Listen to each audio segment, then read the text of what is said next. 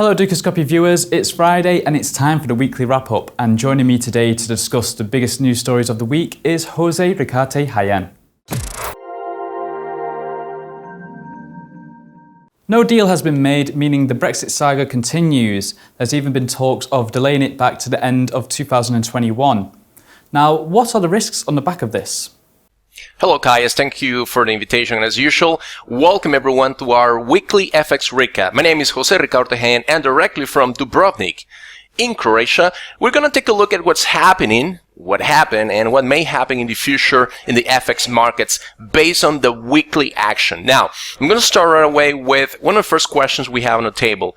If it's good if we extend the Brexit deal until 2021, well, it's absolutely a disastrous decision if you want to extend that. Now, there's no indication that more time will produce a better outcome. And as we can see on the screen, we have some information from our colleagues in Bloomberg, and there's this editorial in Bloomberg's Politics.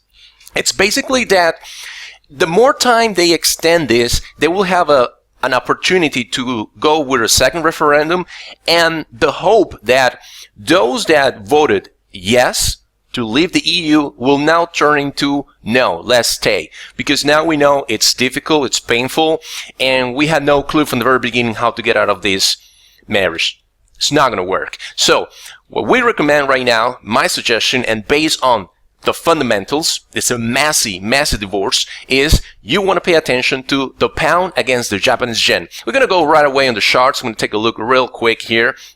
What I'm looking, and I'm going to show you this here. Let's take a look at the pivot point levels, Jack. This is very important for everyone to have. We have it on the daily. I'm going to show you here.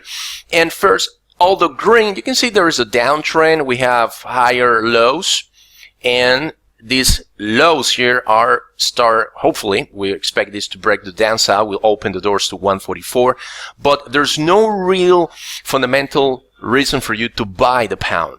You either have a neutral position or you start shorting where the action is, combined with the weak performance that we have seen from different equity indexes, Nikkei 225 in China, and same the S&P 500. So you want to keep this position, and we're going to take a look at this. We have here, I'm using black for bearish, white for bullish. And this indicator is Concord, Jack. And the audience may know or may not know about it. This is a creation of Xavier Garcia from Spain. And what it basically do is a volume. There's more information to explain about it, but I want to show you what it's telling us right now.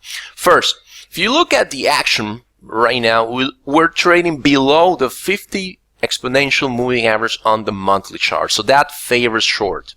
Okay? Now, the candle itself for the month is bearish, and you want to go with the trend. Exactly. So, based on the information we have on the table, there's massive issues with the borders, the Irish borders. This is not going to change. You want to stay short. How low can it go? Well, basically, if you take Fibonacci, just to give us an idea, we'll take it from this low all the way to this high.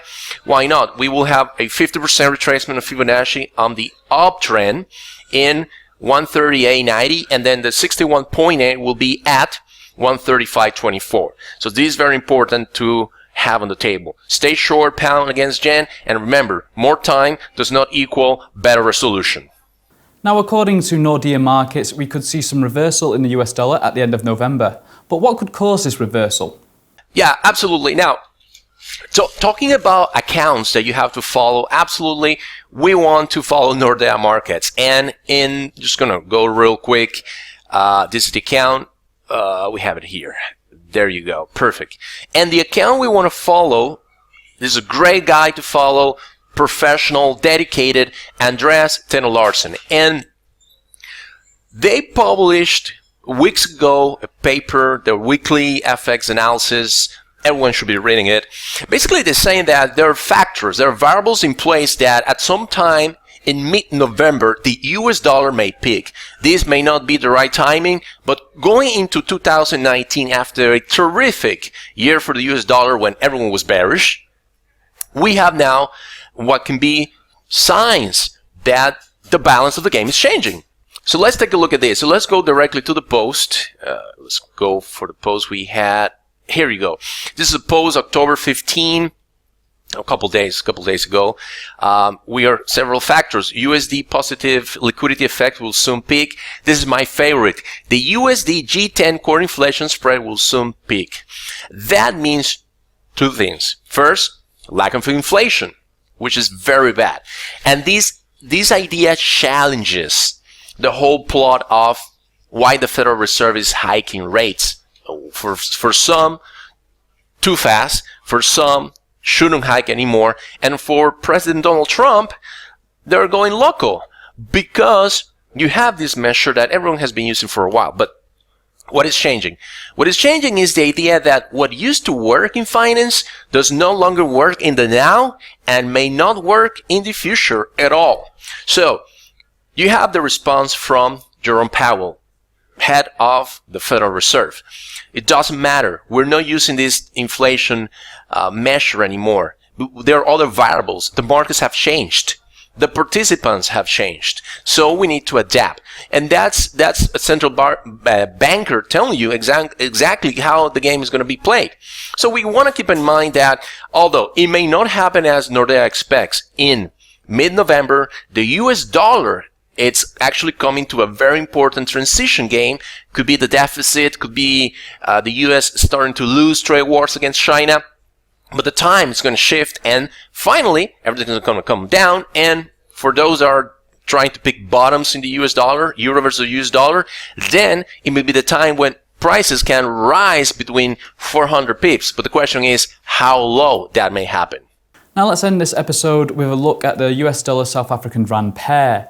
What movements are we seeing over here?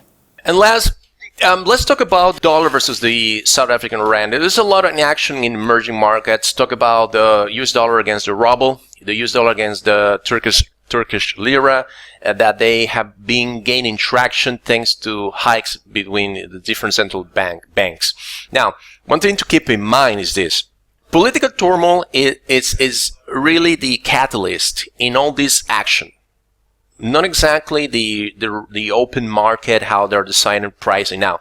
So we're going to go directly, and one of the things that I will share right away is the buy signal, sneak peek of the service of Jack Crooks that soon will be also here in Dukas Copy TV with you, Jack, and the rest of the team.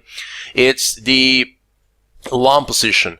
So the dollar we expect the dollar to gain traction against the South African rand, basically because of the political turmoil in South Africa. So if we look at the charts and how the game is playing right now, we'll look at support around the 14-15 area, and then this very important push here that we expect 1431. But if we look at Fibonacci application, we look at all the way to 1660 for the US dollar versus the South African rand. And that's it this week for the weekly FX recap. Well, that's a wrap on the news events from this week. I'm Kaz Kahil, and thank you for clicking back.